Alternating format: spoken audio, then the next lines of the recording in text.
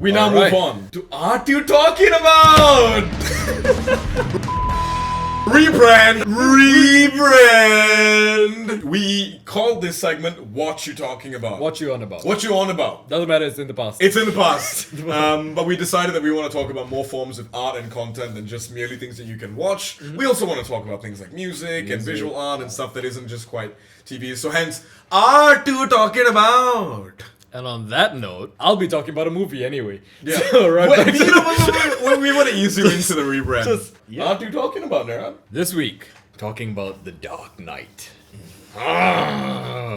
If you haven't seen this movie, there will be spoilers. It's years old at this That's point. true. It came out in 2008. Statute of limitations is up. Yeah, in a dozen years it's been out. If you haven't seen it and you don't want this to spoil it, go and watch the movie and come back. Skip to the next segment. Skip to the next segment, come back. You know? Whatever you want. Although I will say this with clear conscience, if you haven't seen this movie, I don't even want to be friends with you. Like, so yes, The Dark Knight is, as you know, the second of a trilogy done by Christopher Nolan of Batman movies. Batman Begins, The Dark Knight, and The Dark Knight Rises. Yes. The Dark Knight in itself is a standout to me. It is. Both the second and third were fantastic because of the villains. And I feel like that's something that... the Joker and Bane. The Joker and Bane.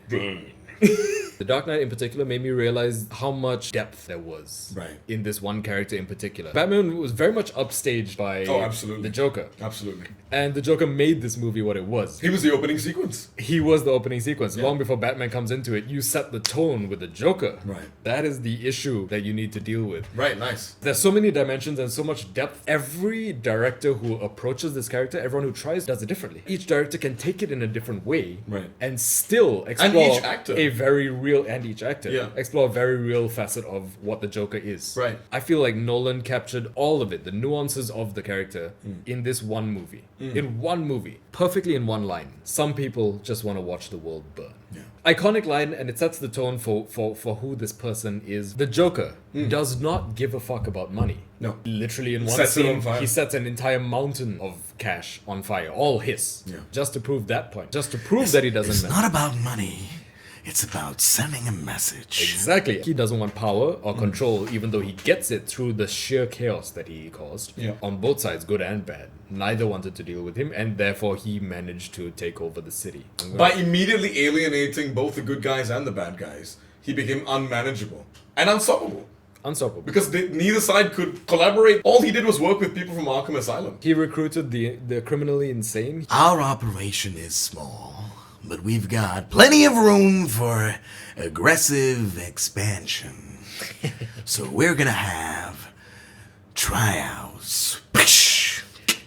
He's a pure agent of chaos. And he has this one line that he says to Harvey Dent, introduce a little anarchy. Right, that line. It's just anarchy, dude. So he wants, like, his entire goal as this agent of chaos is to prove that the idea of control Is it's ridiculous. Yeah. It brings him joy, and that's his only true purpose is to break that. So two things appear from that, right? One is that he has a dedication to the truth, to exposing truth. And embracing it. And embracing it. And two, his whole contest is a philosophical contest. Yeah. He is of a view. He fights for a view. Absolutely. Rather than It's a not anything personal material gain or anything like this. He was driven by two things in the film, right? He was disgusted by the class of criminal that Gotham had. That all these guys cared about was money and they didn't stand for anything. Yeah. This town deserves a better class of criminal. And I'm gonna give it to him. And you know, like, he gets all their money back from this one scumbag and he burns his half in front of Singaporean, them. Just by to the prove- way. I know. Yes. He was sitting on top of the pile when he set it on fire. He fucking burned the guy alive. I was like, you mad motherfucker. Wait, which guy? The Singaporean guy. What? Yes! If you go and rewatch I it thought again. because I saw him falling, he jumped down off it. He jumps down off it. Oh, He's, they jump- he's up there throwing money at the guy's head first, and then he slides down off Oh! the side. But he very much set it on fire Because while he- the guy was sitting, and Yeah. the rest of the shot was cut off at just below the top of the thing. That's amazing. The second thing he was driven by, the challenge of breaking Gotham's 3 pillars of strength. The 3 beacons of everything that is right and good. And those were Commissioner Gordon, Harvey Dent, and Batman. With these 3, Commissioner Gordon was easiest to break in that Harvey Dent was already looking into Commissioner Gordon's police force, believed that there were certain people in Wirtz his team. and Ramirez. Exactly, Yes. who were corrupt. Gordon was so driven to put everyone away, he ignored his immediate team. he didn't want to put as much effort into investigating as he should have. Right. So he already had signs of weakness right from the start, and so he was a bit easier to break. When it comes to Harvey Dent, that's a bit more interesting because he was the ruthless DA, the face of justice, trying to put every single bad guy away. Oh my god, that scene. The guy pulls a gun on him in the courtroom. He grabs it, takes it apart, Dismantles blah, blah, blah. China made, hey, if you're gonna kill a government official, I recommend American. And then, take him away. But Your Honor, I'm not done. I'm not done.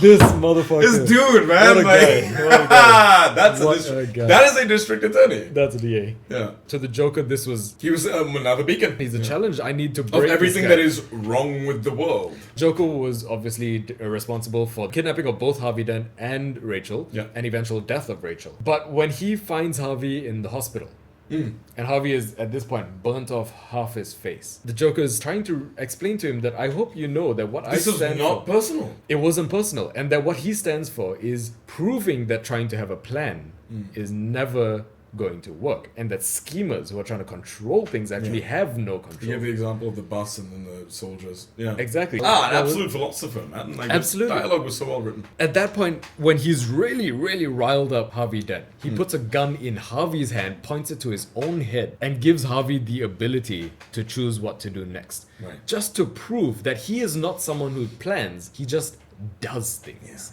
And I'm he says, like, I'm like a dog chasing a car. Exactly. I wouldn't know what to do with one if I caught it.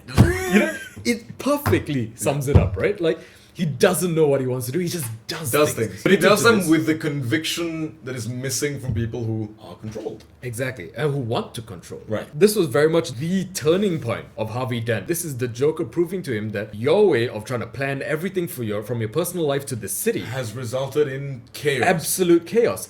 So I'm gonna give you a gun, race the chaos of life. And the he- scene before the Joker enters this room where Harvey looks at his lucky coin, two sides, both the head. That's the coin that he used to interrogate the guy that was working with the Joker. It was very much, I make my own luck. Yeah. I make it seem as though it's this, which is control. Absolutely. Trying to control fate. controlling the idea of luck. Trying to control luck, trying to control chance, Yeah. which in the Joker's view is all that we are allowed anyway in life.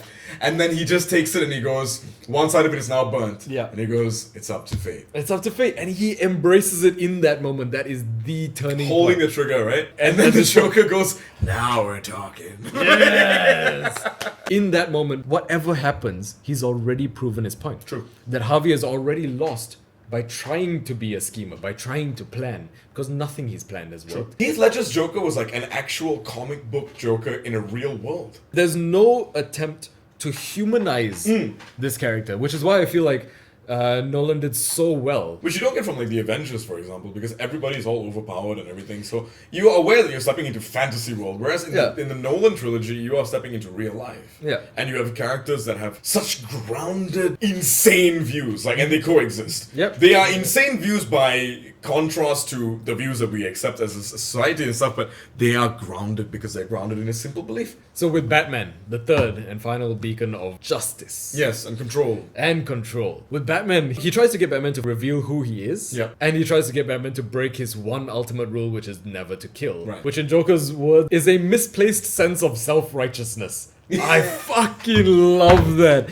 He's so condescending. It's like, who the fuck do you think you are? His disdain for this ridiculous notion of not being willing to kill is epitomized by that scene of him standing in the street with Batman I want you riding to do it. Come on, hit me. riding down on Hit his me. motorbike at him, and Yeah. he's just saying that, right? Like, hit me, I want you to hit me. Yeah. Did not move. He's playing chicken with his life. Batman steers off. Batman goes past him and he just goes, You know, disappointment. Yeah. Disappointment He's because just like- again, like with Harvey and the gun, you failed me again. if you hit me, I would have won the psychological Exactly. game. It's fantastic.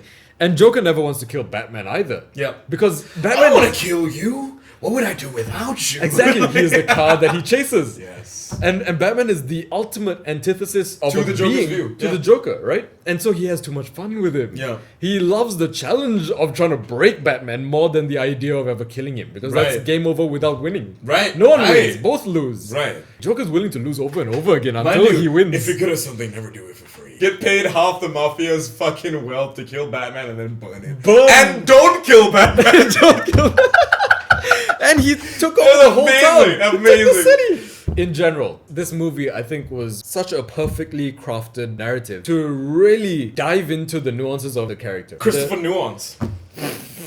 Nolan is genuinely a phenomenal director. Sorry, purportedly a eunuch though. Are you serious? Is that real? Yeah, Seriously? Christopher Nolan. It seems so far off that I had to take it seriously.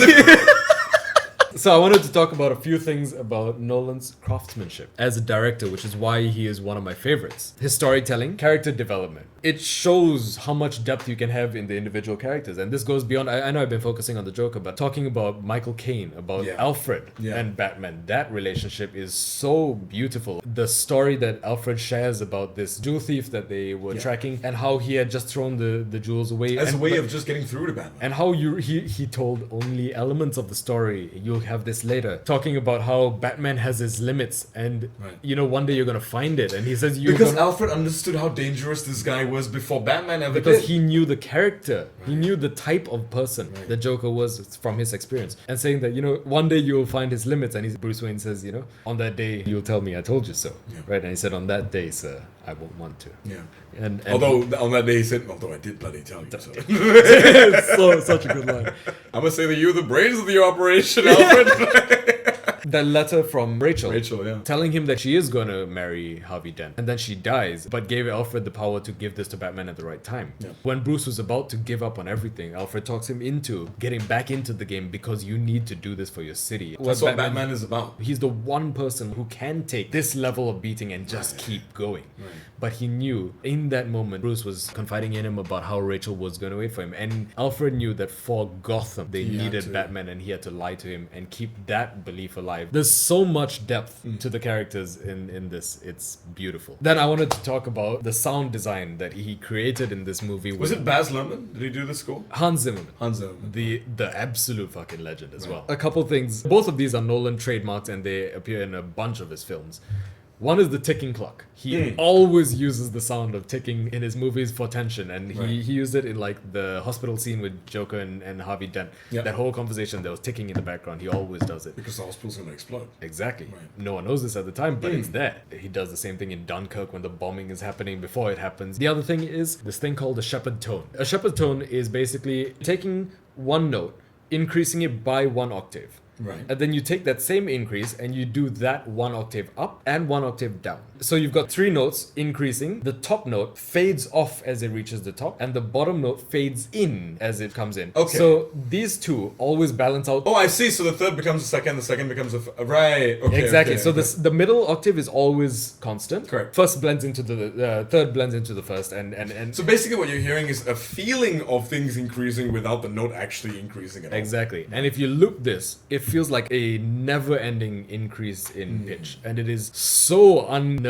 It gives such an uneasy feeling to the audience, and he uses this so much to build tension along with the ticking sounds. He actually based the Bat Bike engine on this because he reveals the Bat Bike in a scene where he bursts out, and that entire scene of like chasing it down ends with him coming straight down the street at the Joker in that scene where it's like, will I kill you or not? So he builds it for a long time, and in the movie it might only be like 30 seconds. Beautiful. But it feels like forever because you've got that sound building from the bike, and it just feels like it's constantly rising, even though it's not. It's this audio illusion. It's beautiful. That is what it is. I describe it as the sound equivalent of a Penrose staircase. Yes, which yes, you yes. can keep walking up and up and up and up and up, but actually it's a static image. It's a static image, and it feels like it's never ending. It's beautiful. The soundtracks, the audio design in his movies are always fantastic. He works with Hans Zimmerman quite a lot, and that guy's a fucking legend as well. It's Hans Zimmer, I think. Hans Zimmer, is it? I think he's Jewish. Just making him Zimmerman. You know, it's like Slaughter is the best medicine. Oh, so good. So the Joker appears in this chase scene. He's in this fucking van that says laughter is the best medicine, and as he opens the door, he reveals this blood-written S on the side of laughter. Slaughter is the best medicine. It's just nice. All I can say is it is nice. It's beautiful. The Dark Knight is one of the greatest movies that has ever been made, in my view. What? You gotta see this! They gave the man an Academy Award posthumously, and if he'd been alive, it would have only been a bigger affair. Beautiful performance. What a phenomenal performance. It literally cost him his life. Yeah. If you want to see somebody die for what they believe in, Go and watch the man who played the Joker, Heath Ledger. Heath Ledger. An absolute legend. The things he did in preparation for this role, he isolated himself for a month. Yep. He would wear the face paint and keep it on. He had a significant part in the styling of it. And when Heath Ledger was having the makeup done, he would do exaggerated clown faces as he was being applied to create wrinkles and lines in his head, so that when it's applied, the lines would be there. So when he lets go, You there'll can be see the gaps. seriousness of the... So exactly, and then it looks worn. It looks like he's had this makeup for days. And the final thing I wanted to talk about was the other Jokers. Phoenix. Yeah. Joaquin Phoenix's performance as the Joker. It tackles the origins of the Joker. Fertile territory. Exactly. Yeah. And the human who becomes this Joker, this entity of chaos, Yeah. right? I didn't want to even put these in the same category because they're such extremely different portrayals and different stages Very much a of before and the after. same person. Yeah. Exactly. So it's like, to make a comparison is unfair to both. Even at the end of Joker, Yeah. with Joaquin Phoenix, that Joker is still not as Far from it. evolved as Heath Ledger's Joker. Yeah. Because Heath Ledger's Joker has been the end of that Yeah. Joker for a while. Wow, yeah. Before he gets to... This is a refined Yeah. psychopath. Yeah. Yeah. And this is a newly found psychopath. Psychopath. Yeah. What did you think of Joaquin Phoenix's Joker? Oh, absolutely fucking phenomenal. Another show that I will get to eventually on this podcast. Joker's is- in my top 10 movies of all time. Absolutely. That's a movie that I will 100% touch because there are elements of that I want to bring up that I think you will appreciate as well. Just Gotcha. on an artistic point of view, beyond the storytelling. Yeah. If you haven't seen this movie, please go and watch it. Let us know what you think. If you have seen it, tell us what you think because I want to know. This is the whole point of this segment. And this whole show. This movie is an elevated form of film. It is. And they did it with a comic book. But like one last thing. Do you want to know how I got these scars? You see, my father was a drinker and a fiend. One night, he goes off crazier than usual. Mommy gets the kitchen knife. And Daddy doesn't like that. Not one bit. Daddy gets the kitchen knife. He comes at me. Let's put a smile on that face. I skipped a few lines. But... Alright, well, ladies and gentlemen, that is... What are you talking about?